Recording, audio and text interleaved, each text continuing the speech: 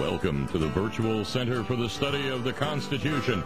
The classroom is virtual, but the history is very much real. Now, here is your professor for the Virtual Center for the Study of the Constitution, Dr. Bill O'Brien.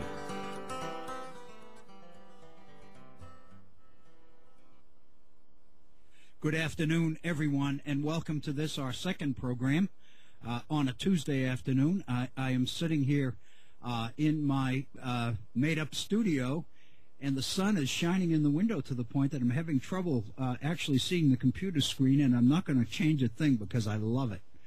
The sun is just so refreshing, and I really believe that old thing about how overcast days and the lack of sunshine affects your psyche and your personality. I believe that's true. I know it is with me anyway.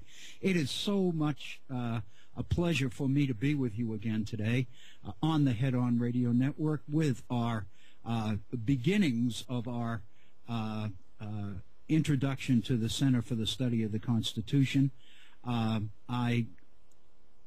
I welcome you if you were with us today. I thank you for yesterday, rather. I thank you for returning today. And if you are new today and were not with us yesterday, let me tell you that this is a new initiative here on the Head On Radio Network. We will be on from 4 to 6 p.m. on Mondays, Tuesdays, and Wednesdays, just prior to the 6 to 9 regular slot for Bob Kincaid's program.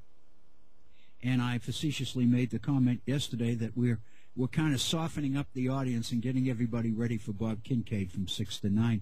What he'll do on Thursdays and Fridays, I don't know, but my guess is he'll come up with something innovative. I have to tell you that when I got on the network today for the beginning of today's program, I enjoyed listening to the last few minutes of the interview with Bob Kincaid on a radio station here in West Virginia, in Huntington, I believe. And I thoroughly enjoyed it, and I thank you for being with us today. As you remember, yesterday we spent more than the first hour talking about the whole idea for the Center for the Study of the Constitution, where it came from, its origins in the PRISM West Virginia Teaching American History grant, and the idea of using primary sources and working with our teachers and trying to basically breathe some life into the teaching of American history in southern West Virginia, a program that was initiated by our own Senator Robert C. Byrd in the year 2000, and it received increased funding every year after that until last year. I will tell you, I didn't mention this yesterday, but I only because I neglected to do so. But I will tell you that now that Senator Byrd has passed on, it's very, very unlikely that anything like the Teaching American History program is going to be back with us again. As of this current year, it looks like American history grants have been folded into grants in other areas of humanity and social science. And so rather than the money being appropriated to improve the teaching of American history and then creating the competition on grant proposals within that context, now the history proposals are thrown in the pot with literature proposals and sociology proposals and psychology proposals and economic proposals and all the rest of it. And the result is going to be that there are going to be far fewer improvements out of this program in terms of teaching American history. So in a sense, I think I can consider myself personally to be very, very fortunate that I was here during the decade and a few years beyond that, that we were lucky enough to have Senator Byrd sitting on the Appropriations Committee in the United States Senate and able to allocate a significant amount of federal dollars into the improvement of teaching American history. And I think we need to hope as well. I know that the folks in Washington in the Department of Education who have been working on the Teaching American History program through the years are now focusing primarily. I know that, for example, I received an email a couple of days ago that at a conference on history, on teaching history, that is coming up in April, I believe, the director of the Teaching American History program will be holding a session there for directors of Teaching American History grants who are able to make it to the conference. And the emphasis of the conference is trying to get these directors together and talk about ways that the advances made through the Teaching American History grant program can be sustained now that the funding has disappeared. And it is quite ironic, I think, that as we launched our first program here yesterday, one of the things that I mentioned, and I really believe this very firmly, is that this very initiative, the Virtual Center for the Study of the Constitution of the United States, is an outgrowth of the PRISM West Virginia Teaching American History grant program. Its very existence is an effort to sustain the initiative that began with the PRISM West Virginia Teaching American History grant program. I feel that many of the benefits and many of the positives that came out of that grant over the 4 years that we've been doing it, we're just finishing up now, we will finish up in June, many of the positives that came about as a result of that program were very honestly unanticipated. We anticipated in the grant program working with teachers of American history and improving their skills and improving their appreciation for the founders and initiating a series of online graduate classes that these teachers would enroll in through Concord University here in southern West Virginia, and that these teachers would improve their skills and would complete the program with a certificate of completion for 15 graduate hours in the field of American history. And we still have that, but that was seen as the be-all and end-all of the PRISM West Virginia program when it was initially conceived, when I first sat down to write the grant.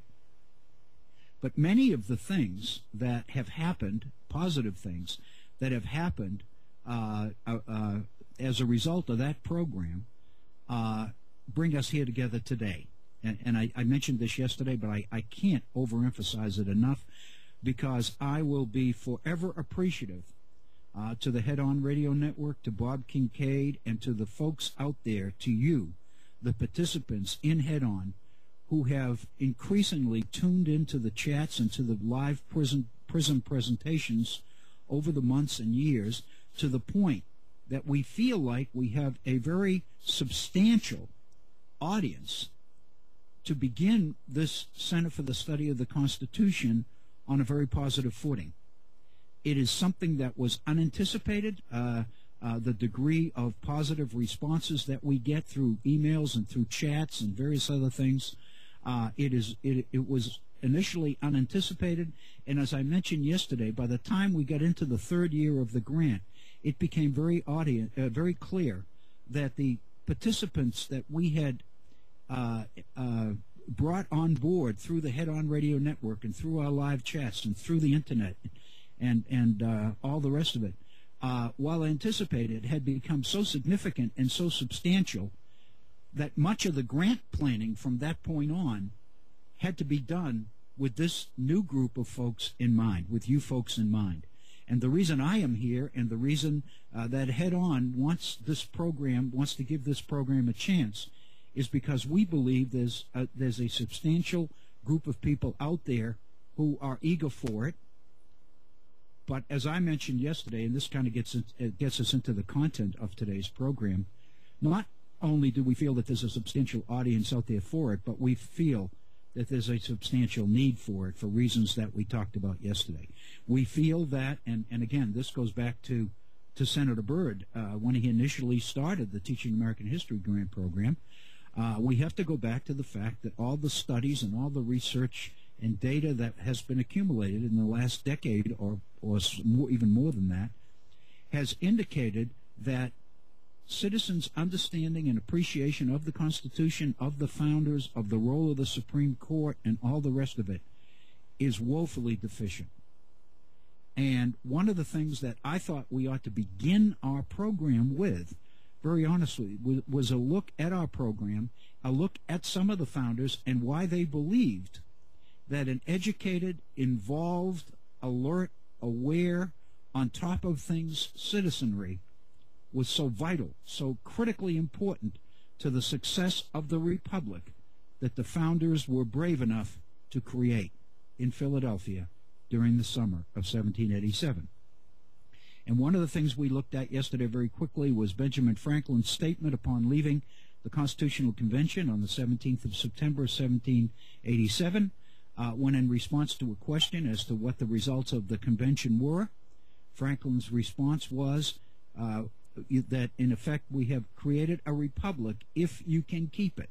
The implication being that the creation of a republic was a very risky proposition in the minds of many of the people in that convention. And if you read the debates of the convention in Madison's notes, you will see that there's an awful lot of outright opposition and an awful lot of skepticism among the delegates at the convention as to whether, in fact, a popular government based on participation, active participation of the citizenry at large, can actually make it in this world. The founders knew, and this is what we're into right now today, the founders knew that a critical ingredient of Republican government was the idea of civic virtue. The idea that the only way that Republicanism can make it is when the people are willing to put the best interests of the community, of the public at large, ahead of their own private self-interest. And again, I go back to the preamble to the Constitution. One of the major objectives of the Constitution of the United States, as stated in the preamble, is to promote the general welfare. And what that means is that the people in this particular political commonwealth must be willing, in this republic, must be willing to put the public interest ahead of private interest, to sacrifice their own self-interest for the benefit of the community, of the society at large. One of the things that we see today, if we look at the economic numbers, and there's all sorts of things we see everywhere in newspaper articles and cable TV, on books coming out and everything else, is the tremendous disparity in wealth and income in the United States that's happened over the last decade, and what threats this poses to the American political fabric, to the future of the American Republican experiment. I am involved with a very, very close friend and colleague in trying to put together our own book on this problem.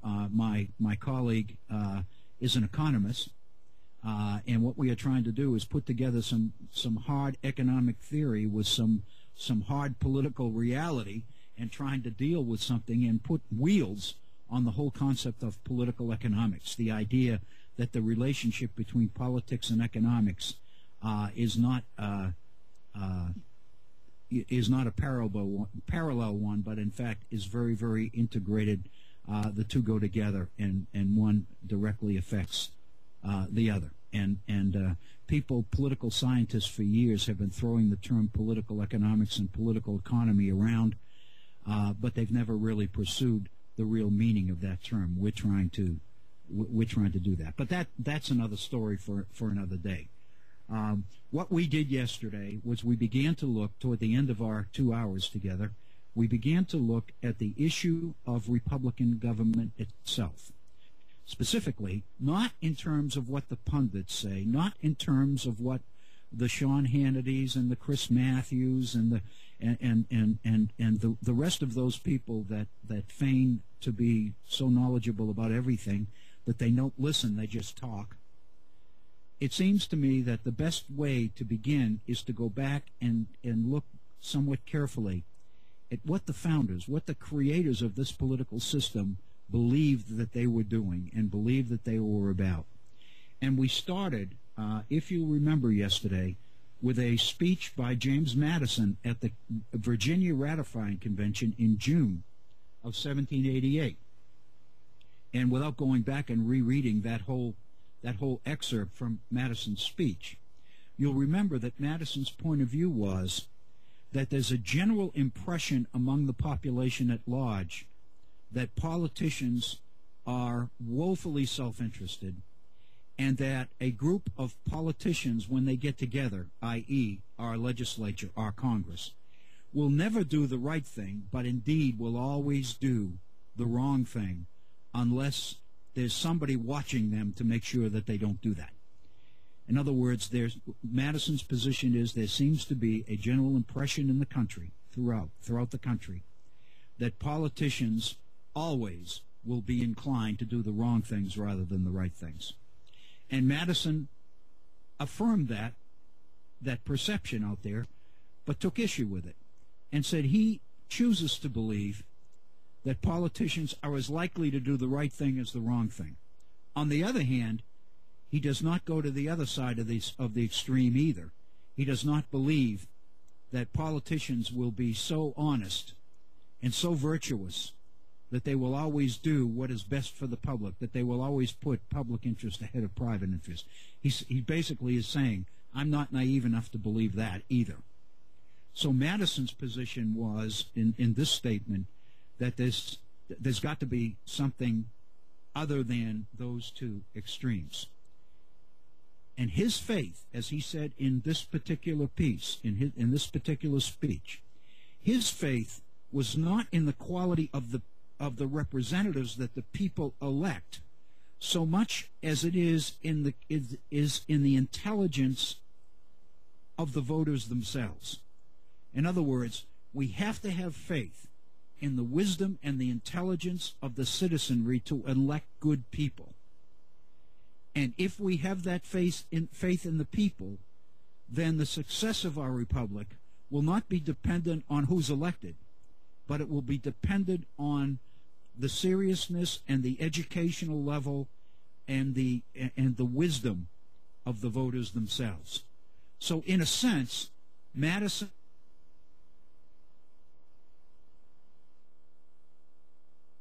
We are reconnecting to Dr. Bill O'Brien. Now, here's Dr. Bill O'Brien in the Virtual Center for the Study of the Constitution. We were just winding up Madison's very, I think, eloquent and perceptive speech at the Virginia Ratifying Convention on the 20th of June, 1788. I wanted to expand on that theme a little bit because I don't want everybody to believe, I don't want people to believe that you pick up on James Madison by himself and you basically can conclude from that this is what the founders believed. There were other prominent members of our founding generation who expressed very, very serious positions on the issue of Republican government, on the issue of republicanism, and on the kind of political system that we should create in this society. One of them was John Adams, one of the most articulate thinkers in the 18th century in the American experience is John Adams. And I believe I mentioned yesterday, but if I didn't, I'll mention it again. If I didn't, I'll mention it for the first time. There's probably no greater political insight and wisdom available from our founders than looking at the back and forth interaction between John Adams and his wife Abigail. Though some of you may know, who know a little bit about Adams, may know that many of the years when his family was growing up, during the years when it seems to be critical that the head of a family be there for his wife and for his children, John Adams was elsewhere. He was in Philadelphia for these extended periods of time during the debates over the Declaration of Independence. He was under the Confederation. He was ambassador to Great Britain during the 1780s. Then, of course, he came back to the country. He was elected vice president in 1789 to George Washington, and then president in his own right in 1796. So the fact of the matter is John Adams spent an awful lot of time away from his family, and the communication, the letters back and forth that John and Abigail write are absolutely rich, not only in wisdom and political insight, but also just in the quality and depth of a relationship between husband and wife. I think one cannot appreciate a relationship between two people that is any stronger and any deeper than the relationship between John and Abigail Adams. And I know several years ago for Christmas, one of the bestsellers was a book on the letters of John and Abigail. and it was one of these coffee table Christmas specials that people were scooping up and buying, because there's nothing more exhilarating, to start your day or to end your day in the evening than sitting down and reading one of these warm exchanges between John and his wife Abigail. And I have always been a fan. You don't even have to agree with the politics to appreciate the strength and affection that they had for each other. And the other thing that I always was impressed by the fact that Abigail always referred to John, her husband, as my dearest friend. And I've always found that salutation, my dearest friend, to be so meaningful and so warm. And you just have to like these people. It seems to me when you hear them interacting like that. Anyway, in 1786, John Adams, in a letter to Mercy Warren in Boston, talked about what he believed to be the necessary connection between the virtuous citizen and the success of Republican government. And he said that he told Mercy Warren that he agreed with the Greeks and the Romans that public virtue cannot exist without private. And public virtue is the only foundation of republics. So basically, public virtue is the basic foundation of the success of a republic, and public virtue is the product of private virtue. You've got to have virtuous people in order to have a citizenry that behaves virtuously and a government that can rely on the issue of civic virtue, people's willingness to put the public interest ahead of their own private interest. John Adams, in this letter to Mercy Warren, Robert Warren was a physician in Boston at the time. He was very active in the independence movement among the Boston radicals, and his wife was very, very tuned in to what was happening politically. She was very astute. And there's a lot of good information in her correspondence as well. In this letter to Mercy Warren, John Adams continues the statement on Republican government and civic virtues and says the following: there must be a positive passion for the public good, the public interest, honor, power, and glory established in the minds of the people, or there can be no Republican government nor any real liberty. And this public passion must be superior to all private passions. Men must be ready, they must pride themselves, and be happy to sacrifice their private pleasures, passions, and interests, nay, their private friendships and dearest connections, when they stand in competition with the rights of society. So in a sense, if there's any doubt as to what Madison might have been saying in Virginia in 1788, John Adams said it pretty well a decade before that in 1776 in this letter to Mercy Warren. And one of the documents that I've always been absolutely enthralled with is a document written by Benjamin Rush, who's a physician based in Philadelphia. He was in Washington's Continental Army and very, very close to Washington, and Benjamin Rush seemed to have his finger on the pulse of what was happening politically during this entire period, from the time of independence up through the 1780s into the ratification of the Constitution and beyond. Benjamin Rush was very, very active in the war against yellow fever, among other things. Benjamin Rush, in 1786, before the Constitution was drafted, but during the Confederation, was seeing some of the problems that were emerging in America after independence and before the political reformation, which was the Constitution of the United States. So during the rough period, so to speak, America's rough period, the Confederation period, Benjamin Rush penned a document, wrote a document called The Mode of Education Proper in a Republic. He accepted the thinking of John Adams and the later statement, the later position of James Madison, that Republican government depended on civic virtue. He also based his thinking on the fact that if this society, if this republic was going to make it, then we had to do everything that we can do in order to create virtuous citizens. Our entire education system had to be focused on the very unique nature of the Republican government that we had chosen to create in America. Now, we haven't created the Constitution of the United States yet. He's talking about Pennsylvania. He's in Pennsylvania, and that's his focus. But one of the things that's very, very telling and very, very revealing historically is that Pennsylvania is a colony more than any of the other 13 that is settled by immigrants, refugees from a variety of different places throughout Europe and elsewhere. Unlike most of the other colonies, Pennsylvania is extremely diverse. It is extremely pluralistic. It includes numerous religious groups, ethnic groups, nationalities, etc. It's a hodgepodge. Ironically, well, I don't know if I should say ironically, that may not be the proper word, but prophetically, let's use that word, prophetically, Pennsylvania becomes a microcosm of the United States as a whole. In other words, the political challenges that the United States is going to face as a nation are mirrored in the diversity that the Pennsylvania political system must face within its own state.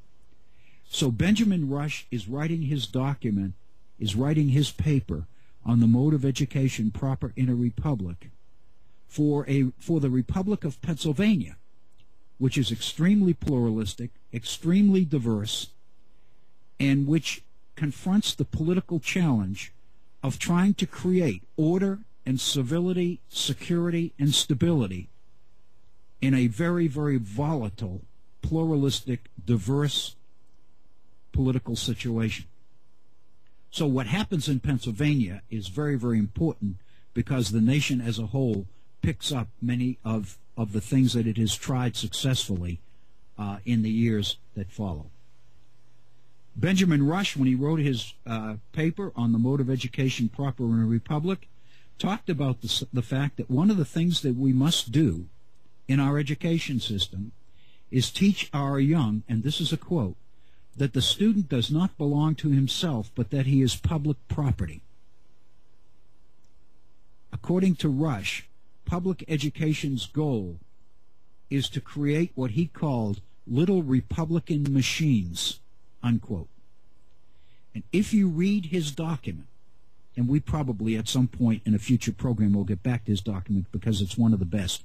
And one of the things I want to do on these programs is to begin to post some of these documents so they'll be available for all of you folks so you can look at them in advance and have copies of them ahead of time so that, you know, as we move through some of these documents, and we know, for example, that this is just an example because I'm not going to do this yet, but if we knew, for example, that tomorrow we were going to look at Federalist Paper number 10, then I would be able to post that on our PRISM website, which is prismwv.org. And the document would be there for all of you to see and print off if you wanted to, or have a copy of, or whatever.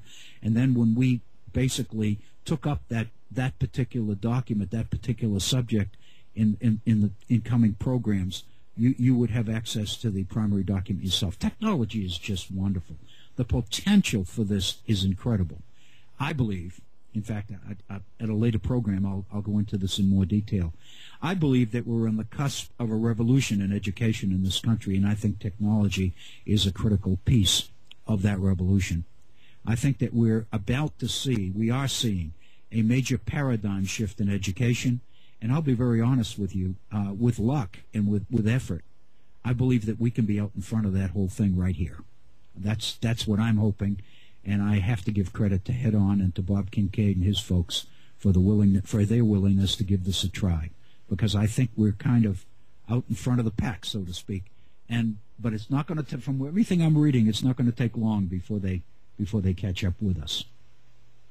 Anyway, but you know, for example, Benjamin Rush puts an awful lot of stock in using Scripture, in using the Bible for teaching reading. And his position is that it's very interesting because his whole goal is political. His goal is to create the kind of virtuous citizen that a republic must have in order to be successful. And his goal is that in order to do that, you have to teach religion, because people have to believe that they are rewarded for doing what's right and punished for doing what's wrong.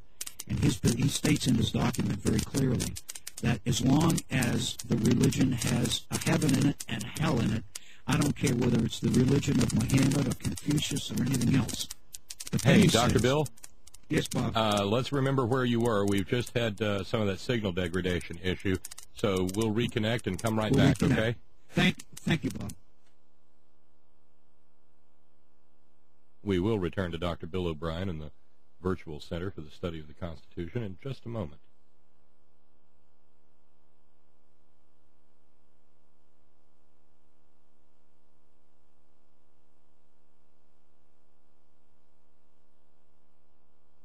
All right, Dr. Bill, I believe we're back. What? Oh, my God, you sound wonderful. we will take care of the degradation. Absolutely. And, Bob, we will solve all the degradation problems in the country. I promise. We'll be busy for a while, I think. I think we will, too. Thank you, my friend. Thank you, Dr. Bill. Okay. And talking about Rush and his reliance on Christianity, he says that as long as a religion has a heaven and a hell, a place where you're rewarded for behaving well and a place where you are punished for doing poorly, as long as we have that kind of religion that basically has a direct connection on the way people behave and why they behave that way, he's for it. He doesn't care. And he mentions specifically, I would rather see the religions of Muhammad or Confucius inculcated upon them, upon our students, he says, his words, inculcated upon them, than see them grow up totally devoid of any religious experience. But then he goes on to point out that of all the religions that are available, Christianity is the best in terms of what he's after, because Christianity teaches the golden rule and do unto others as you would do as you would have them do unto you, and all the rest of it. In other words, the kind of behavior and the kind of timidity and docility that seem to be inherent in Christianity are the things that Rush sees as being most positive in his effort of creating the kind of civic virtue that's going to encourage people to put the public interest ahead of their own private interest. It's a wonderful, wonderful document. I will share it with you on a future program, and we'll go into it together. I never go too long without reading that document. Over the last 15 years, I've probably been into that document 25 or 30 different times because I think it is just so rich. And in classes I teach, I love to ask students to wrestle with that document. Dr. Bill? Because it's a mind blower. Dr. Bill? Yes, Bob. Unfortunately, yes, Bob. We got to do it again. I don't know what's causing this, okay, but we will get to the bottom of it, I hope.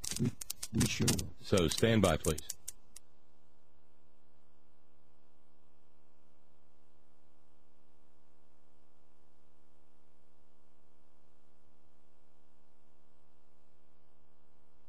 We now return to Dr. Bill O'Brien. We are back, and I think we have just put Benjamin Rush to rest briefly, but I want to go back to the statement. I just want to make sure that the statement that John Adams made in 1776 is clear. He makes very, very clear, if there's ever any doubt in the world, that a positive passion for the public good, the public interest, honor, power, and glory established in the minds of the people must be there, or there can be no Republican government, and if there's no Republican government, there's no real liberty. So, in a sense, he's making a connection here between principles that we throw around all the time without a clear understanding as to what they mean. Liberty, Republican government, the consent of the governed, popular sovereignty, all these terms that we throw around and never think about what they mean. We'll get into what they mean in the course of our time together. So again, Rush's goal is to create little Republican machines. So in a sense, I mean, this is the downside of Benjamin Rush. His approach to education is not to encourage children to think, but rather to control what it is that they do think. In other words, his educational objective is not to teach thinking, but to teach believing. And I would suggest to you for another day that our education system has picked up on the thinking of Benjamin Rush we have picked up that ball and run with it for an awful long time, and we better start changing because we're falling further and further behind the rest of the world. We have got to begin to rely on the wisdom and the ability and the insights and the creativity of our own people, all of our own people, not just a few of them, not just the 10 or 15% of the academic superstars that emerge from our high schools. We have got to basically retool our education system in such a way that we find out what everybody is good at, and we basically do everything we can do to nurture that, to farm it, to support it, to encourage it, to reward it, whatever it is. We have got to do it. We no longer can go on as a society with the idea that we can cast aside the abilities and the insights and the creativity of 75 to 80% of our population. Not in today's world. We can't afford to do that. We've got to go back to educating everybody. And that, in part, is what our Center for the Study of Education is about. In this area of the Constitution, its meaning, its origins, its implications, and the rest of it, we want to basically build audience, build participants, not just audience, not just with me talking all the time, but ultimately, very, very quickly, very soon, we want to have the kind of interactive dialogue and sharing of opinion related to cases, Supreme Court decisions, and much of the rest of it.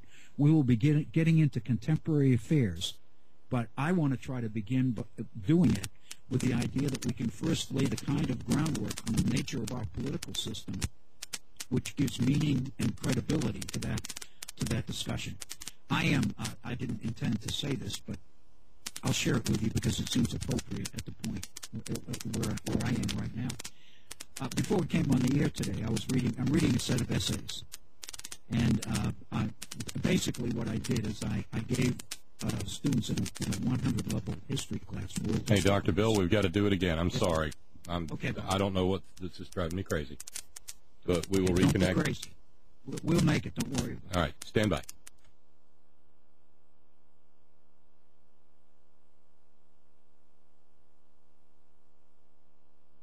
Okay, let's see if it's better. All right. Yep, you're fine.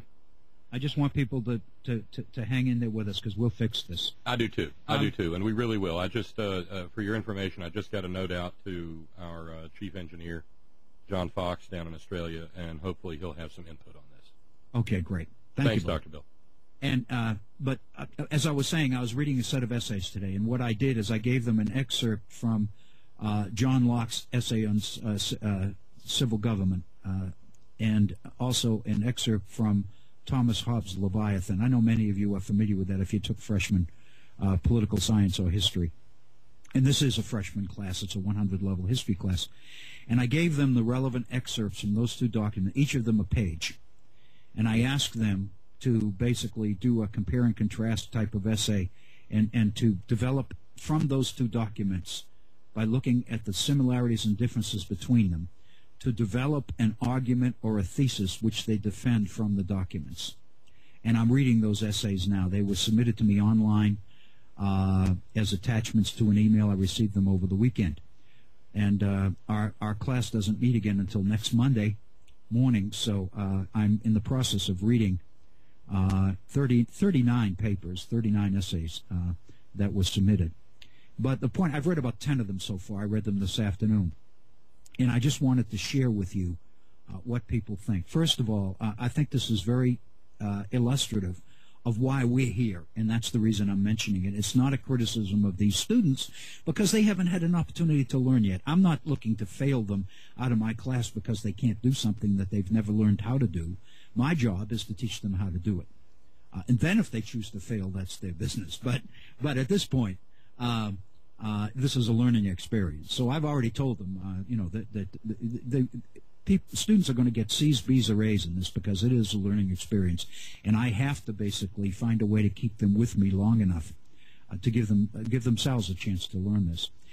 But basically, one of the things I saw in these essays is when you say compare and contrast, the first inclination of many students is to basically say which one of these two is correct. Which one do I agree with?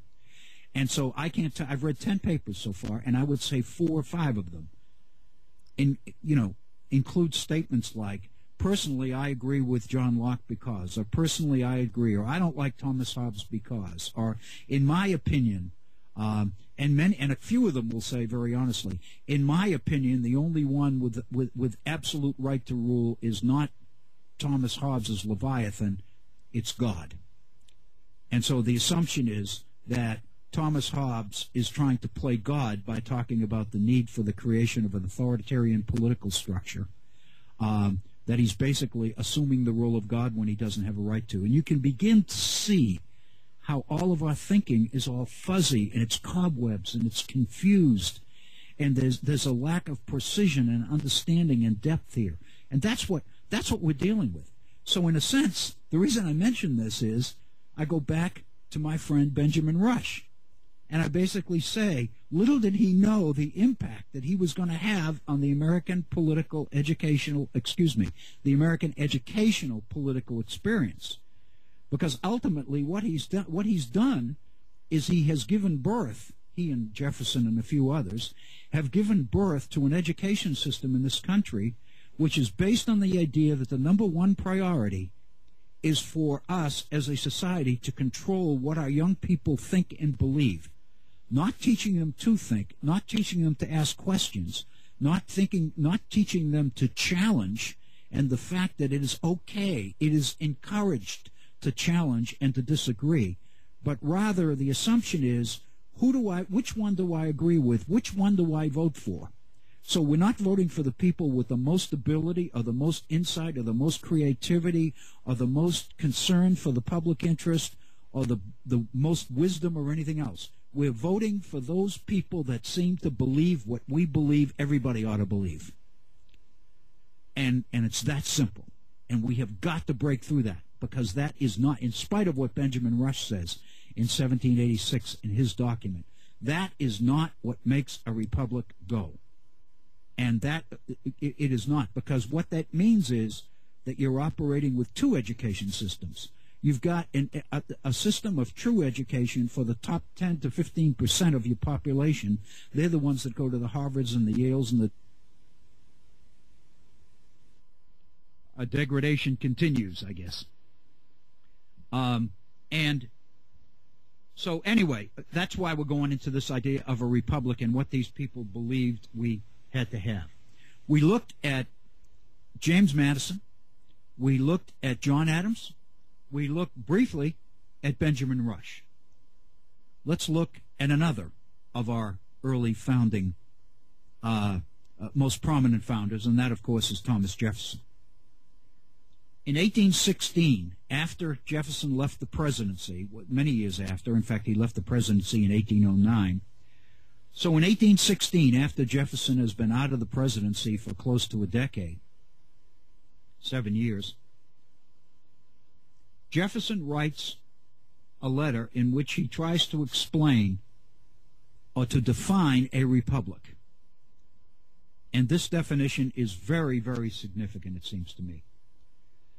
Jefferson said, a republic, by a republic, I mean a government by its citizens in mass, acting directly and personally according to rules established by the majority, and that every other government is more or less republican in proportion as it has in its composition more or less of this ingredient of the direct action of the citizens. Jefferson is defining republicanism, is defining republican government almost totally around the principle of participation. Jefferson's definition seems to suggest that the majority creates the rules, and then basically the people respond by participating in the political process through debate and elections and political campaigns and the rest of it. And the degree to which the people participate is the way you measure the degree to which you have a republic. I'm going to stop for a second on that one, because there's something very, very significant that I think all of us need to confront. And if you're listening carefully here, you probably have already picked up on this. I'm thinking back to 2003, when George W. Bush went before the nation to explain why we were invading Iraq and why we were out to committed to the removal of Saddam Hussein in Iraq. And basically, what George W. Bush was doing was basically defining democracy as participation. He was defining democracy in much the same way that Jefferson is in 1816, that depending on the people's ability to participate in elections, the extent to which people have a choice in the ballot box and can go and cast their ballots for one or more options, that is the way you determine whether in fact you have a democracy or not. And many of us know that by itself that's not sufficient. Most of us know, most of us understand that the freedom to vote, the ability to vote, is important to the degree that you have something substantial to vote for. If you are presented with a set of rather meaningless options and allowed to pick one, I would suggest to you that's a very, very weak, insufficient definition of what I would call democracy. But again, Jefferson's talking about republicanism, and he's talking about republican government. And there's no question that what he is referring to is the fact that if people participate and elect their representatives, if they are allowed to vote for the people who will make the decisions as their representative with the public interest in mind, then you have a republic. And the degree to which that is true determines the degree to which you have a functioning republic. Jefferson goes on. This I should consider as the nearest approach to a pure republic, which is practicable on a large scale of country or population. In other words, if you look at the entire nation, then it's very obvious that the participation in the political process, the election of representatives, really more and more is the only practical way that you can define a republican form of government. We may say with truth, he says, with truth and meaning, that governments are more or less republican as they have more or less of the element of popular election and control in their composition. Now there's a new element added here, the issue of control. Not only people electing, but also the issue of control. And believing, Jefferson said, as I do, that the mass of the citizens is the safest depository of their own rights, and especially that the evils flowing from the duperies of the people are less injurious than those from the egoism of their agents, I am a friend to that composition of government which has in it most of this ingredient. Jefferson, of course, becomes the Jefferson we know and love in the last part of this particular letter. Because what Jefferson is basically saying here is that there's an issue not only of popular election, but an issue of control as well. And his belief is, his faith is, in the ability of the people to be the safest defenders of their own rights. And especially that knowing full well that the people make mistakes, he uses this beautiful, wonderful word called duperies, D-U-P-E-R-I-E-S, duperies of the people. Even though people make mistakes, this is less injurious, he says, than the mistake that come from the egoism of the people they elect, of their elected officials, their agents. I, he says, am a friend to that government which has the most of the popular people participating in it. In other words, Jefferson basically comes down hard in favor of the people being the best defenders of their own rights and their own liberties.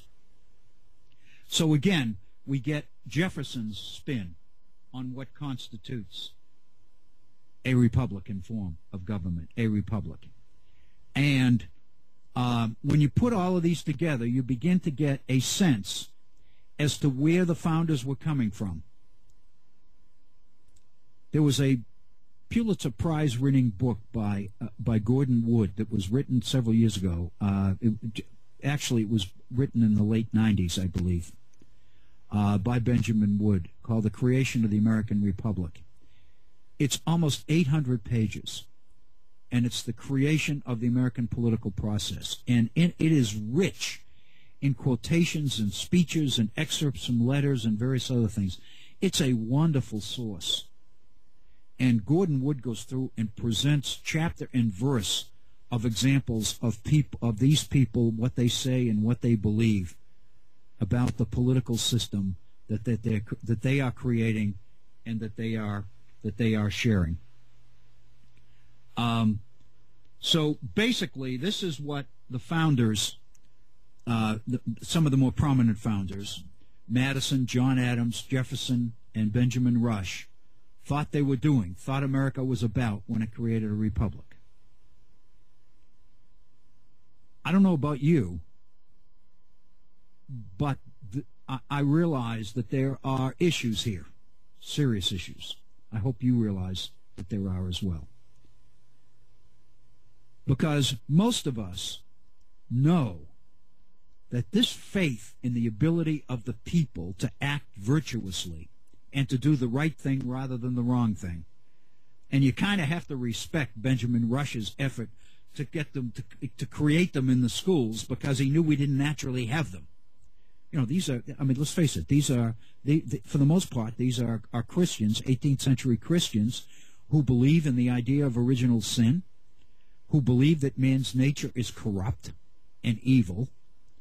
So the fact of the matter is, we are dealing with a generation of Americans, we are dealing with Americans setting up a political system based on civic virtue, when most of them believe, now Jefferson is probably somewhat of an exception here, but most of them believe that civic virtue is not something that comes naturally to man, that we are dealing with man man whose nature has been corrupted by original sin.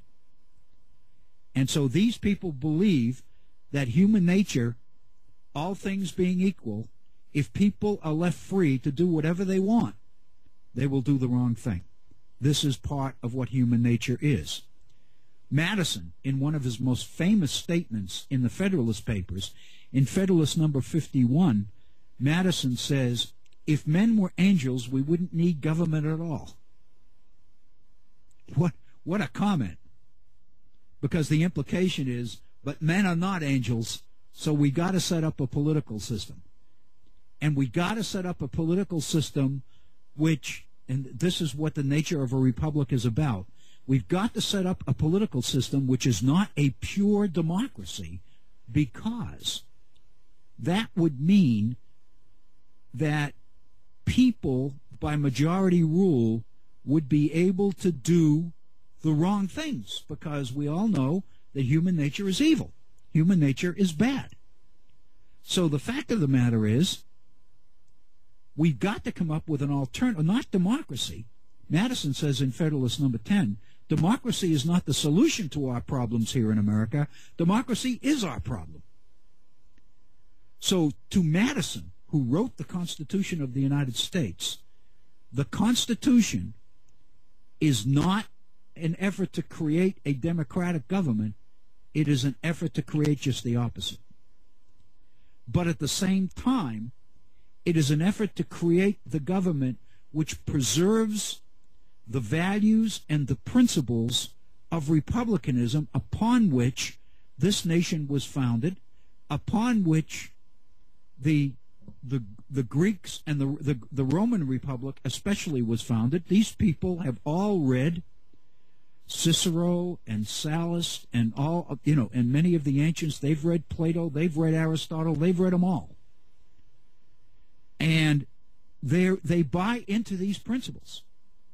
And so in creating a republic, you have to basically set up a system that can overcome the evils of man's nature, which these people believe are there, but at the same time preserve, I'm quoting Madison out of Federalist number 10 here, preserve the spirit and the form of popular government.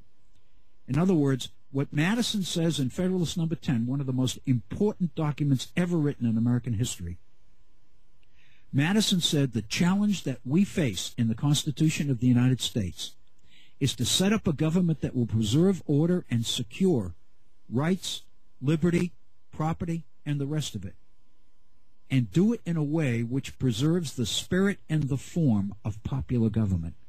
We have to find a way to manage this obvious contradiction between people's inclinations to do what's not right and our desire to create a stable, secure political society.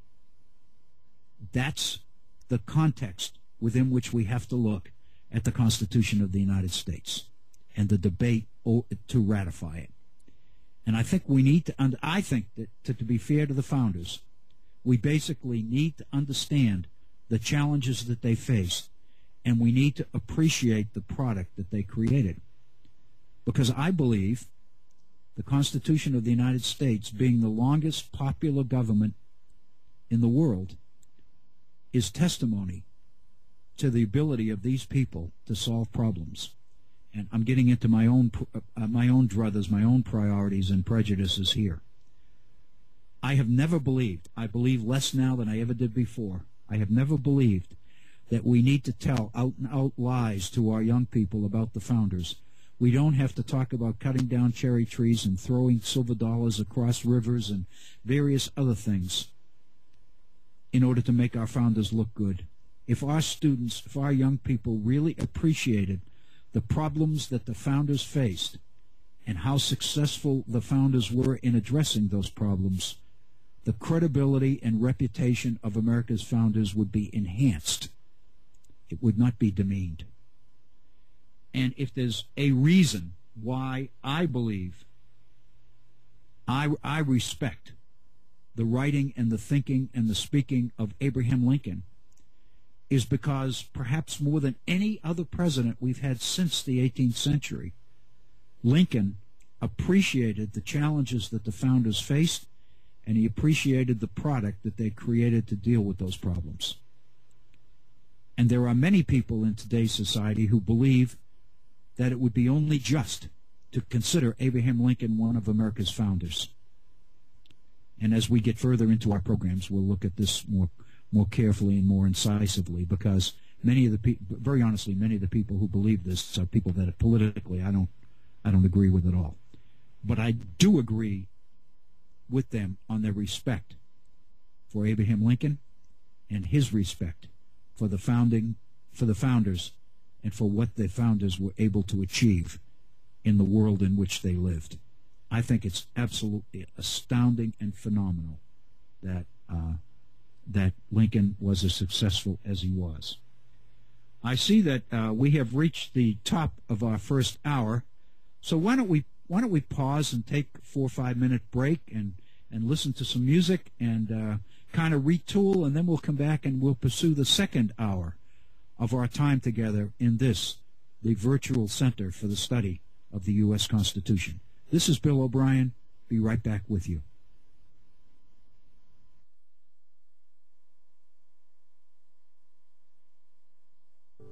Enjoyed that music very much. This is Bill O'Brien, back with you for our second hour. And welcome, if you are just joining us, to the virtual center on the study of the U.S. Constitution. In our first hour, we spent quite a bit of time looking at the ingredients of Republican government. We heard from Jefferson and Madison and John Adams and Benjamin Rush about the nature, the ingredients that make republicanism work. And the one thing they all seemed to agree on was that the intelligence and the wisdom and the participation of the citizens at large is critical to making this system go. And in fact, James Madison made the comment during the ratification debate over the Constitution and said, ultimately, what makes a republic, the success of a republic possible is not going to be the quality of the people, is not going to be the quality of the representatives that the people elect. It's going to be the wisdom and the insight of the people in electing good people. In other words, the reliance is not on the people that they send to represent them. It's going to be on the intelligence and the wisdom and the insight and the dedication of the citizens themselves. One of the things that I see, oozing out all over the place in this is the idea that the old idea that we hear so much about the need for an educated citizenry is not poppycock. It is not just whistling Dixie, so to speak. It is indeed, in the mind of these people, the essence of what makes republicanism go. But, as we mentioned, everybody didn't agree. The founders didn't all agree. And so we know that there is another side to this. I suggested a little bit before our break, before the top of the hour, that, most of these founders believed that human nature was corrupt. The Christians in the group believed that corruption went all the way back to original sin and the fall of Adam and Eve and all the rest of it. And these people believed that man's nature was evil.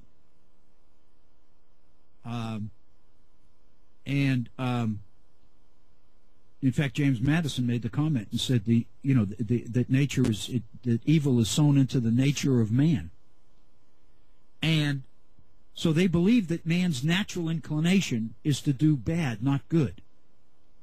To the point that Benjamin Rush believed that our education system had to make a conscious effort to try to turn that reality around. So the fact of the matter is we know that all the founders didn't necessarily agree. That all the founders did not agree on the wisdom or the ability of the people.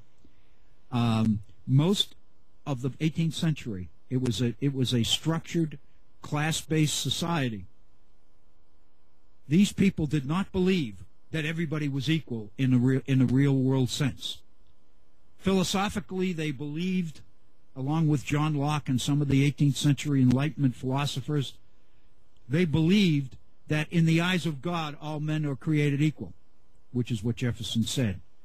He also said that these were self-evident truths. So not only was he saying this is what we believe, he is saying this is what all thinking people believe in the 18th century, is that all men are created equal. I don't personally think that it's an accident that equality comes first, even before the inalienable rights to life, liberty, and property. I think the fact that equality comes first is not just rhetorical. I think there's substance and meaning to that. So I might add did Abraham Lincoln, but we'll get to that in later programs. The point I wanted to make is that the founders did not all agree. They did not all rely on the fact that people were equally competent and could be trusted equally to put the public interest ahead of their own private interest. In fact, in Madison's Federalist number 10, he makes the comment at the time of when the Constitution was written, he makes the comment that complaints are everywhere heard from our most virtuous and considerate citizens, that decisions are often made not according to what's right or not according to justice or anything else, but according to the power of what he labels an overbearing majority. So, as I read Federalist number 10 and I read James Madison, I have to say to myself, who are these most considerate and virtuous citizens? I thought everybody had to be virtuous in the republic that Madison's talking about. Now he's talking about the fact that certain people are the most considerate and the most virtuous. Who are they?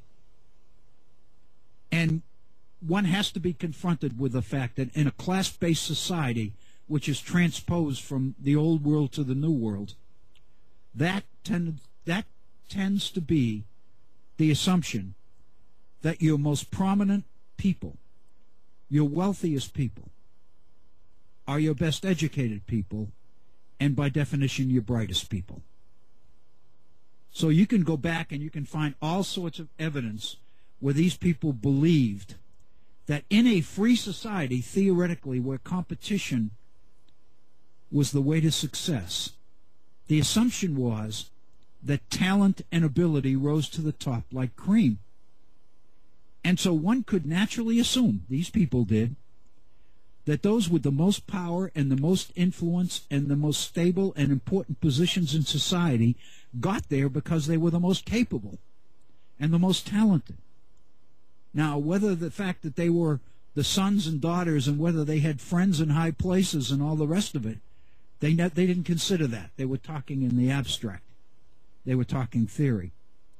Most of these people did not believe that they obviously supported the Declaration of Independence that said that all men are created equal. But being created equal and being equal are two different things. And they constantly talked about different talents and different abilities and all the rest of it. John Adams is probably the most visible author of positions in letters and things about inequality as being a reality that we all have to deal with. From the Constitutional Convention, I got to share this one. This is one of my all-time favorite statements. This was from the speech that Alexander Hamilton delivered at the Constitutional Convention in Philadelphia in 1787.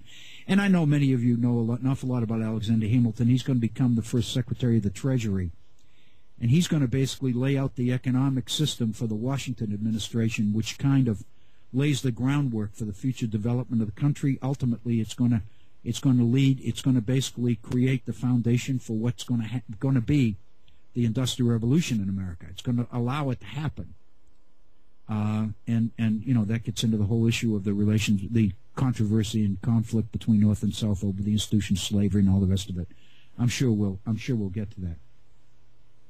But Benjamin Franklin, Alexander Hamilton makes a speech at the Constitutional Convention, and basically he says, basically that, and this is exactly what he says, the people are turbulent and changing. They seldom judge or determine right. All communities divide themselves into the few and the many. The first, the few, are the rich and well-born. The other, the mass of the people. Give, therefore, to the first class a distinct permanent share in the government. They will check the unsteadiness of the second, and as they cannot receive any advantage by a change, they therefore will ever maintain good government. Hamilton's position is laid out very clearly before the convention. All societies, he said, all communities are divided between the few and the many. The few are the rich and well-born. The many is everybody else. In setting up a political system, you have to give a distinct permanent share in the government to the rich and well-born. Because if you do that, then they will maintain good government, because they will be able to use their role in government to check the unsteadiness of the masses. And since they can't gain anything by change because they are already at the top, then we can rest assured that good government will be maintained. Wow. I need to basically point out to you that when Alexander Hamilton made this speech, everybody did not walk out of the convention hall.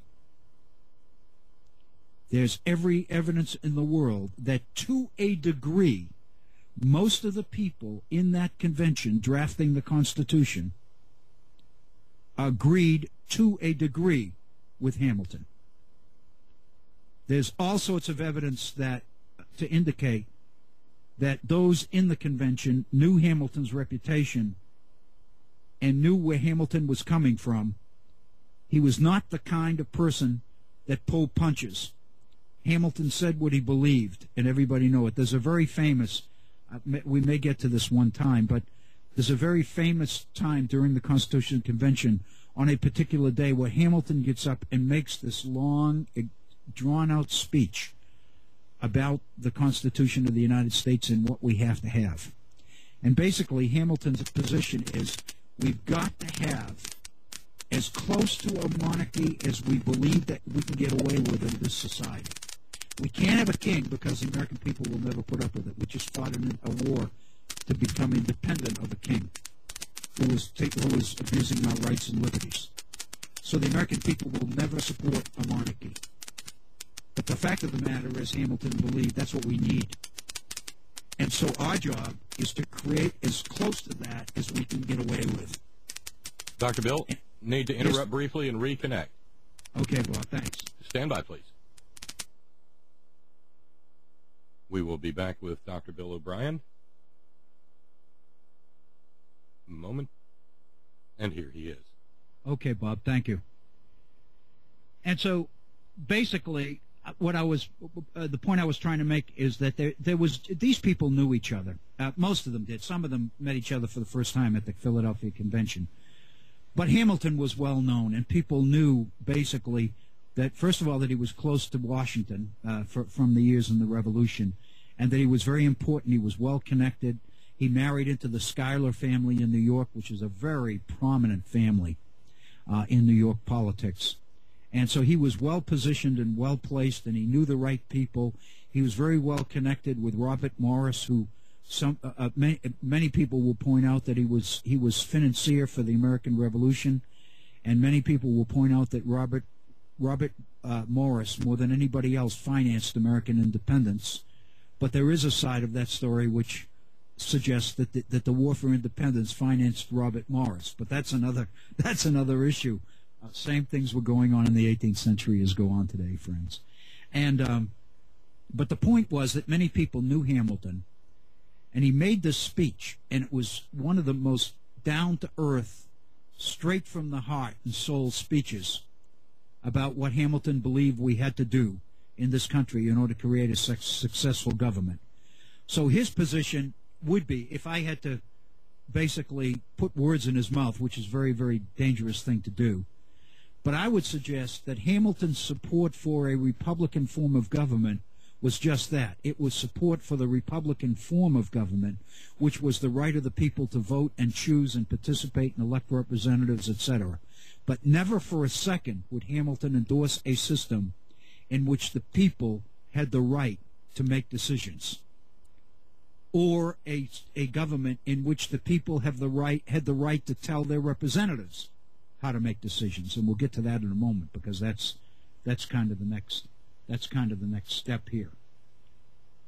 So basically we are basically dealing with the reality of the fact that the founders did not necessarily agree with each other on what they were doing. And so the debate over the Constitution, ratification of the Constitution, between two groups of people that history has labeled the Federalists and the Anti-Federalists, becomes critically important, because there's a whole group of people within America who are opposed to the Constitution of the United States, because their position is that while the Constitution maintains the form of popular government, to quote Madison in Federalist Number 10, the fact of the matter is it destroys the substance of republicanism, the substance of Republican government. So what we're into here is a difference of opinion over the meaning, over the nature of republicanism. This is for me, this is the major point that I want to get across in today's program, is the debate over republicanism and the realities of what we're talking about. Because I believe it's very significant, and very honestly, I believe it's worth discussion and an awful lot of debate and an awful lot of reflection on the part of the American people. So with that, let's go. There is Republican government. We talked about the ingredients of republicanism as the founders saw it and defined it. But we also see that the founders did not, first of all, agree that the civic virtue of the American people was there. In fact, they knew that it was not. And the most open of this position would be probably Hamilton, who said basically you got to make sure that the right people make the decisions because they have the most to gain by maintaining good government, and their steady hand will control the rest. And this convention in 1787 was called because of the turmoil and the disorder that was erupting in America during the so-called Confederation period. So it seems to me, as we get into next week's programming, that what we're going to be looking for is looking at the period which produced the need to reform the government and write the Constitution of the United States in the first place, the Confederation period, as it were. And it seems to me that's where we need to go. But let me, if I can, share with you the difference in the views of Republican government. It is my belief, it is my firm belief, that the major difference between over this issue here revolves around the following. All of the founders believed that a Republican government was one in which the people elected their representatives. The key, however, would be on the representatives themselves. Would the representatives be decision makers who made decisions in the name of the people, or would the representatives be representatives who listened to and took their marching orders from the people who elected them? In other words, Phil? Yes, Bob. Yep. I'm sorry. The thing happened again, so we're going to have to restart. Just please stay where you are, because this is...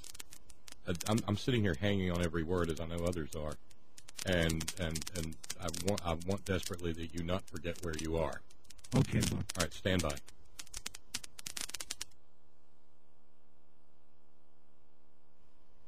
And you're back. We are back. Basically, what we were talking about at the break, I guess we can call it a break. It sounds like it was planned. Is the nature of representation itself. In other words, the role of the representative. This is critically important. The role of the representatives. Whether the representative makes independent decisions in the name of the people, or whether the representative takes his marching orders from the people. And the answer to that question really determines the nature of the Republican government that you have. And over that difference, I would argue, is the major debate over ratification of the Constitution of the United States. So to understand, going into the Constitution, what the founders wanted, the framers of the Constitution, the Federalists, first thing we need to understand is the very use of the terms Federalist and Anti-Federalist is political in its nature. Because and I don't mean to be confusing, but this is intentionally confusing. The Anti-Federalists are really the Federalists. Because the Federalists, those who believed in a federal distribution of power between the federal government and the states, those who believed in a real distribution of power, believe in federalism. They are the Federalists.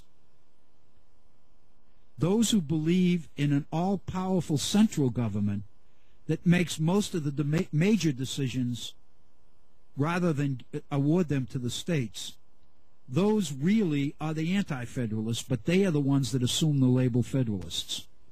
So in our history, the Federalists are the supporters of the Constitution, the Anti-Federalists are its opponents. But in real terms, those two ought to be completely reversed.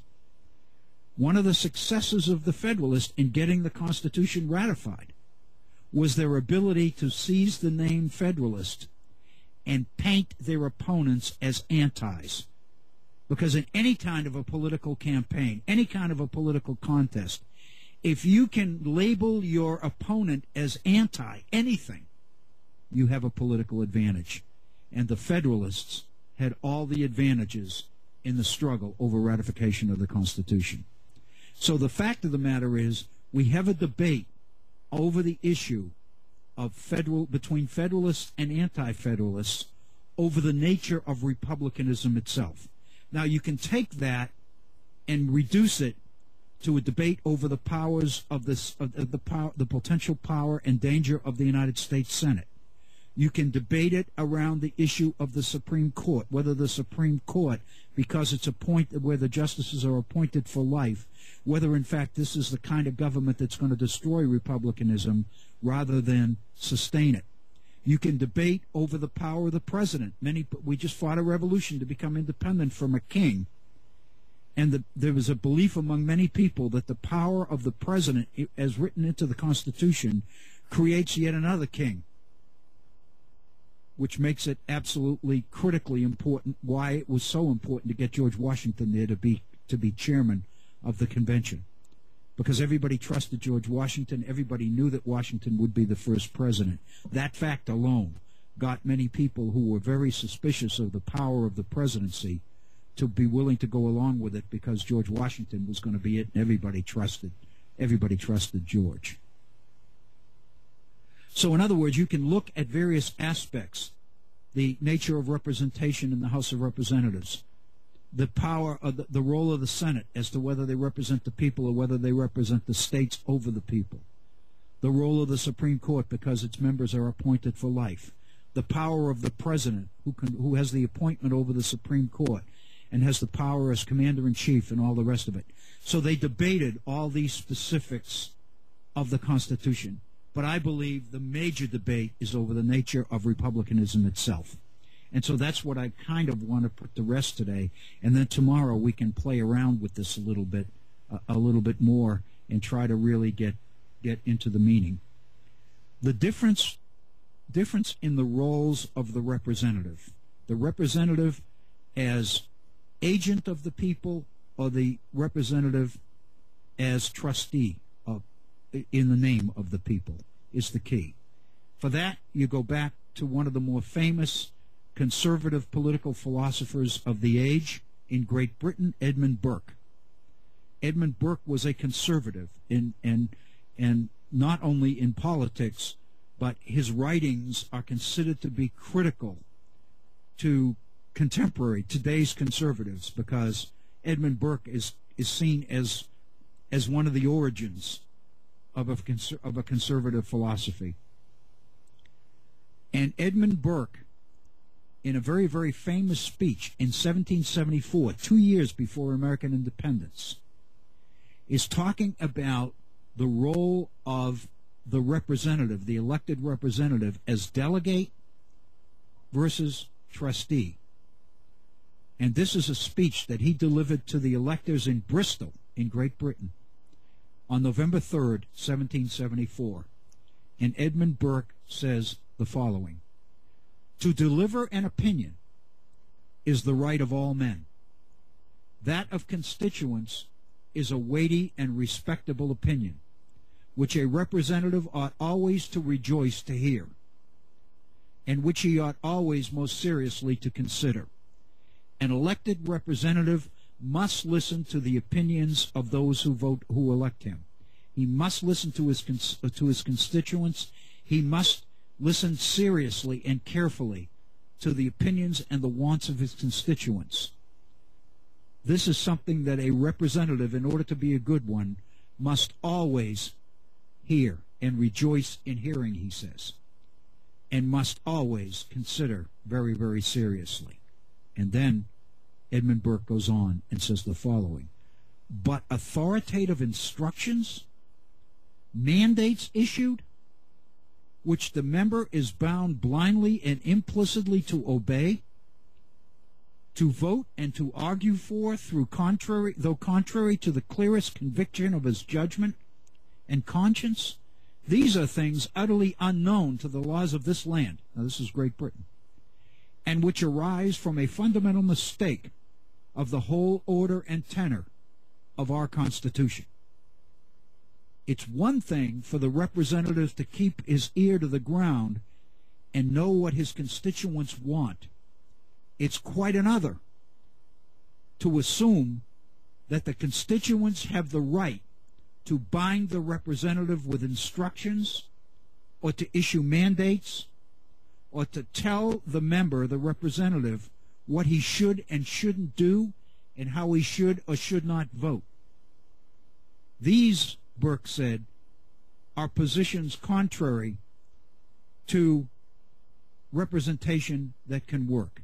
They're unknown in our land. They are violations of the very nature of our Constitution here in Great Britain. And this dichotomy, this difference of opinion in the role of the representative, is really at the heart of what constitutes the debate over the Constitution of the United States around the issue of republicanism. Is it possible to create a union of all 13 states under a constitution, under a strong central government, and not lose the value of Republican government in the process? Or, excuse me, or must we maintain a small republic in order to hold on to the essence of Republican government? For the answers to that question, they basically go to Montesquieu. Montesquieu's Spirit of the Laws. Montesquieu is considered to be the architect and the godfather, if you will, of republicanism in government. And Montesquieu made the point that the only way that that Republican government can work is if you keep the republic small. His argument is, Montesquieu's argument is, that if the representative is going to represent his constituents well, then the representative must know the needs and the wants of his constituents. He must know what's happening in his constituency. He must know what people's problems are, what their challenges are, what their hopes are, what their fears are, so that he can act accordingly in representing the best interests of his constituents. According to Montesquieu, the only way that that can happen is if the republic is kept small. Because if you make the republic too large, then it's not possible for the representative to know all that's happening within his constituency. Therefore, he can't adequately represent the best interests of his constituents. Consequently, most of the anti-federalist arguments against the Constitution of the United States take a position that rather than support the Constitution of the United States, which creates a union of all the states, better to either maintain the independence of each state within the governmental structure that we currently have in the 1780s, which is the Confederation, the Articles of Confederation, where each state is independent. The argument being that what we have is the only system that will preserve the integrity of republicanism. And the minute you start putting states together in larger governments, you're making it less and less possible for the representative to really know and be in touch with his constituents. So most of the anti-federalists support the idea of creating regional governments. In other words, they realize after independence that you got to have some sort of unity, some sort of union, because as 13 independent, free-floating entities, 13 states, this can't last. And the Federalists are right. The opponents of the Confederation are correct. The European, established governments in Europe are laughing at the United States. Are we dealing with one government, or are we dealing with 13 individual governments? Do the officers of one government have the right to speak for another state, or et cetera, et cetera, et cetera? So the argument, the belief is, yeah, we need some sort of unity. So what many anti-federalists propose is that we create 3 regional governments: a southern Union, a Central Union, and a New England Union. And the assumption is that if we create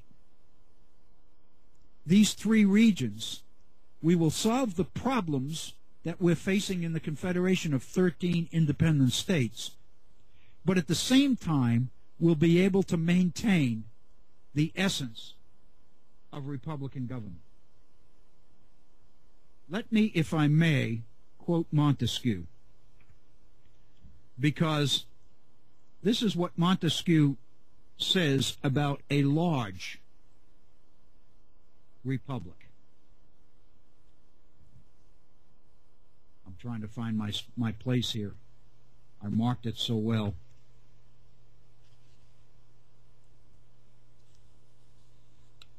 Montesquieu says, in the spirit of the laws, it is natural to a republic to have only a small territory. Otherwise, it cannot long subsist. In a large republic, there are men of large fortunes, and consequently of less moderation. There are trusts too great to be placed in any single subject. He has interests of his own. He soon begins to think that he may be happy, great, and glorious by oppressing his fellow citizens, and that he may raise himself to grandeur on the ruins of his own country. In a large republic, the public good is sacrificed to 1,000 different views. It is subordinate to exceptions and depends on accidents. In a small one, the interest of the public is more easily perceived, better understood, and more within the reach of every citizen. Abuses are of less extent and, of course, are less protected.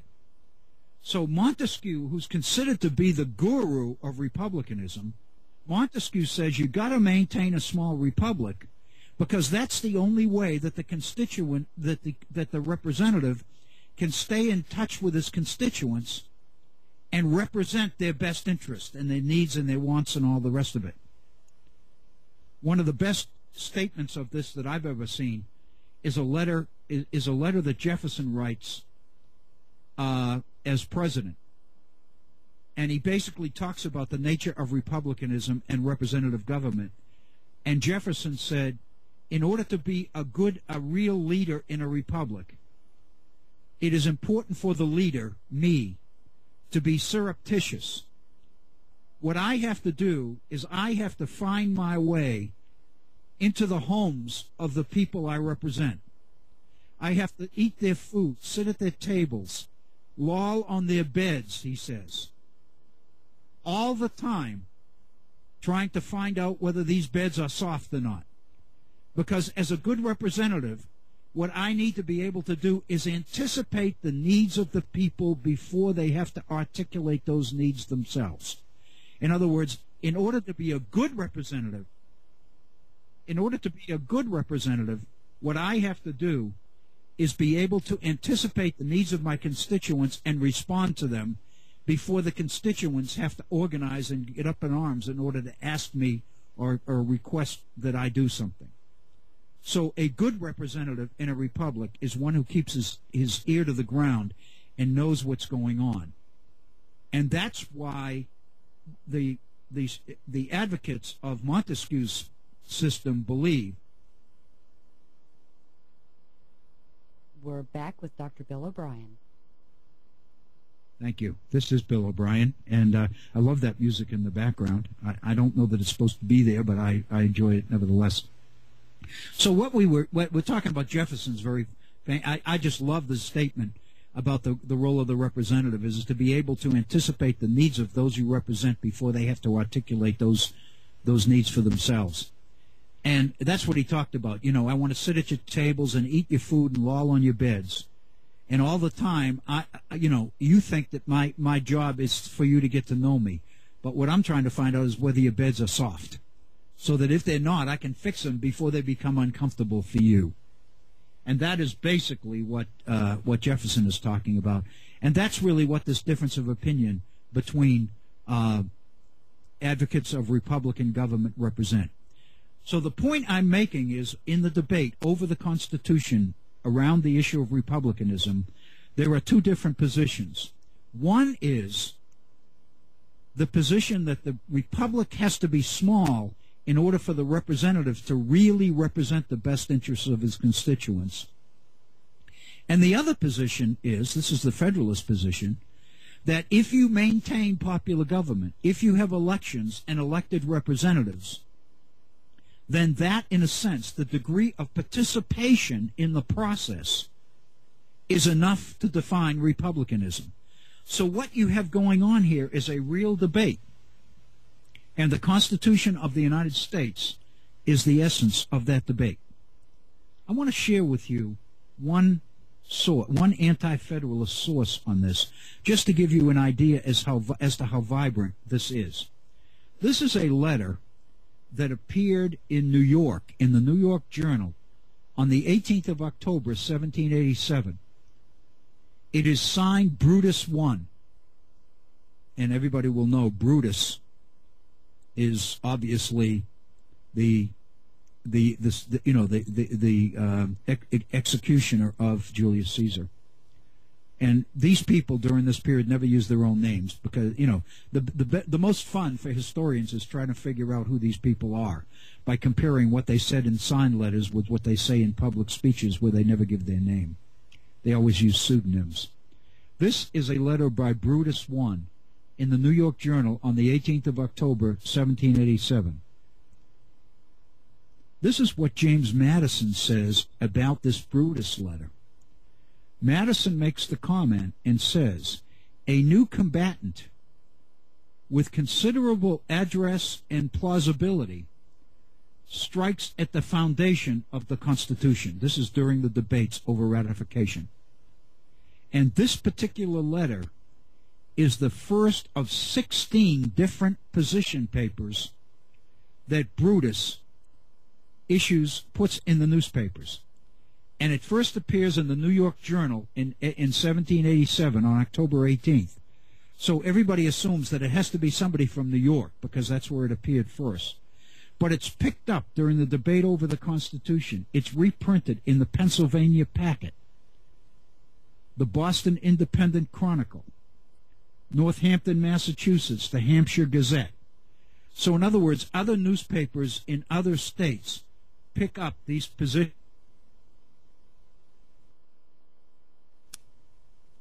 James Madison himself says that this guy is formidable and that he is basically striking at the very foundation of the Constitution. What that says to me is that James Madison, the author of the Constitution, he's the one that wrote the Virginia Plan, the original Virginia Plan. James Madison himself believes that the comments being made by Brutus are valid.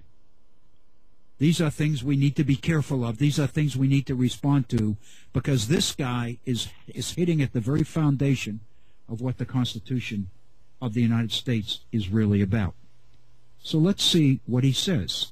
Brutus says the following: "The most important question that was ever proposed to your decision," he's talking to the people of New York, "the most important question that ever was proposed to your decision, or to the decision of any people under heaven, is before you, and you are to decide upon it by men of your own election, chosen especially for this purpose. If the Constitution offered to your acceptance be a wise one, calculated to preserve the invaluable blessings of liberty, to secure the inestimable rights of mankind, and promote human happiness, then if you accept it, you will lay a lasting foundation of happiness for millions yet unborn. Generations to come will rise up and call you blessed. You may rejoice in the prospects of this vast extended continent becoming filled with free men who will assert the dignity of human nature. But if, on the other hand, this form of government contains principles that will lead to the subversion of liberty, if it tends to establish a despotism or what is worse, a tyrannic aristocracy, then, if you adopt it, this only remaining asylum for liberty will be shut up, and posterity will execrate your memory. So he's laying on the voters of New York what the choice is, whether you vote for somebody who's going to support the Constitution or whether you vote for an anti-federalist candidate who's going to vote against it. What a line. If, on the other hand, this government turns out to be a tyrannic aristocracy, you'll pay for it and future generations will execrate your memory. And then Brutus goes on to lay into the Constitution of the United States around the principles of republicanism. And this is what he says. This government is to possess absolute and uncontrollable power, legislative, executive, and judicial, with respect to every object to which it extends for. By the last clause of Section 8, Article 1, it is declared, he's quoting the Constitution directly here, Section 8, Article 1, that the Congress shall have power to make all laws which shall be necessary and proper for carrying into execution the foregoing powers and all other powers vested by this Constitution in the government of the United States. Brutus goes on and says the following, or in any department or office thereof. And by the 6th article of the Constitution it is declared that this Constitution and the laws of the United States which shall be made in pursuance thereof, and the treaties made or which shall be made under the authority of the United States, shall be the supreme law of the land, and the judges in every state shall be bound thereby. Anything in the Constitution or law of any state to the contrary notwithstanding. How can we say, Brutus is saying to the people, how can we say that this government is going to remain under control of the people and the people are going to have authority over it when you have clauses like Article 8, Section 1 and Article 6, which says that all decisions made by this government will be the supreme law of the land and all the judges in all the states have to rule according with that, nothing to the contrary notwithstanding. Brutus says, it appears from these articles that there's no need for any intervention of the state governments at all between the Congress and the people to execute any one power vested in the general government, and that the Constitution and laws of every state are nullified and declared void so far as they are or shall be inconsistent with this Constitution or the laws made in pursuance of it or with treaties made under the authority of the United States. The government, then, so far as it extends, is a complete one, not a confederation. It is as much one complete government as is that in New York or in Massachusetts. So what he's basically saying is this government is so strong and so powerful that to imply that it remains a republic in which the people will have some control over it is absolutely a fallacy, according to Brutus. Then he goes on and he quotes Montesquieu, which is the quote I read you before about the nature of a representative. And then Brutus goes on and says, history furnishes us no example of a free republic, anything like the extent of these United States. The Grecian republics were of small extent, so also was that of the Romans. Both of these, it's true, extended their conquest over large territories. But the point he makes is no republic in the history of the world has ever been this large or had a government this powerful. Not only the opinion of the greatest men and the experience of mankind are against the idea of an extensive republic, he says, but a variety of reasons may be drawn from the reason and nature of things against it. In every government, the will of the sovereign is the law. In despotic governments, the supreme authority being lodged in one, his will is law, and can be as easily expressed to a large extensive territory as to a small one. In a pure democracy, the people are the sovereign, and their will is declared by themselves. For this purpose, they must all come together to deliberate and to decide. This kind of government cannot be exercised, therefore, over a country of any considerable extent. It must be confined to a single city, or at least limited to such bounds as that the people can conveniently assemble, be able to debate, understand the subject submitted to them, and declare their opinion concerning it. And so what Brutus is saying basically is that in the process of ratifying this Constitution and creating this super strong union, this super strong national government with the powers that he alluded to, we are losing the benefits of being a republic. We are basically seeking to be a functioning republic.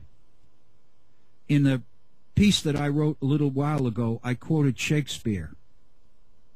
And I say, if you remember from Shakespeare, what's in a name? A name by, a rose by any other name is a rose. And I made the point that one thing we can be sure of is that when you pick up a rose and smell it, the smell is sweet. But when you look at this debate over republicanism, you get the idea that something's going on here that is not that clear to the people who are being asked to make a decision on the Constitution of the United States. And one of the things that impresses me more than anything about these anti-federalist arguments is Madison's respect for the quality of the arguments. These people are not wrong. What they are doing is pointing out the realities of the political process. And one of the things that I see more than anything else is that the very nature, in ratifying the Constitution of the United States, the very nature of the republic, of Republican government as we know it, is being changed, is being lost. And as we approach we have 6 minutes to the top of the hour, so before Bob takes over, let me read the last paragraph that I wrote about this issue of republicanism and what, in effect, has happened as a result of it. I've quoted Shakespeare in Romeo and Juliet, Act 2, Scene 2. What's in a name? That which we call a rose by any other name would smell as sweet. And then I've said this. With apologies to Shakespeare, there is indeed a bit of a smell to all of this, but nothing like that to be savored in a rose. Scholars have long marveled at the strategic advantage which Federalists were able to seize by wresting the name Federalist from their opponents, thereby assigning to their opponents, who were the true Federalists, the opprobrium and historical legacy of being anti-anything. But that particular victory, when weighed against the framers' success to extract the philosophical substance of Republican government from the Constitution, while preserving what Madison claimed in Federalist No. 10 was its spirit and its form, pales in comparison. With ratification of the new Constitution, the procedural, more familiar, more visible aspects of what we know as republicanism, contested elections, participation by the people, an expanding and more involved electorate, the deluge of campaign literature, even representative government itself, signaled business as usual where republicanism was concerned to all but the key players in this rhetorical, quite serious political debate. In fact, the heart and soul of republicanism was gone. I would suggest to you that the issue of republicanism is absolutely critical here, because all of the supporters and opponents of the Constitution, everybody claimed that we were creating a republic. But the issue is, what is the substance of a republic? And if you buy into Montesquieu, the substance of a republic is in the ability of the constituents to control the representative, at least to the point that the representative can act and vote in the best interest of his constituents. But in a larger republic, that can't happen because there are so many competing interests and different interests that the people don't know their representative, but more important, the representative can't know the needs of its people either. So the result of that is that voting becomes rather a meaningless exercise, where you vote for the person you know the best, or who's the prettiest, or who has the best smile, or who seems the most trustworthy, or who comes from the best family, or has the best background, or served nobly in the military, or whatever else you might want to say about him. But in a process, what you are doing is giving him your power as the citizen in a republic to make decisions in your name for you. I would suggest to you that the anti-federalist fear that in ratifying the Constitution we were losing the essence of republicanism was not a problem that Federalists worried about. It is exactly what the story behind ratification is all about. A political system that will create the kind of stability and order that will manage this society by making sure, as Hamilton says, that the right people have a vested interest in government and will therefore ever preserve stable and good government. We're a couple of minutes before the top of the hour. I want to give Bob Kincaid some time to go on the air. This is Bill O'Brien. Thank you so much for listening today. And with Lord willing, we'll be back together again tomorrow. This is the Virtual Center for the Study of the U.S. Constitution. I'm Bill O'Brien. Be safe.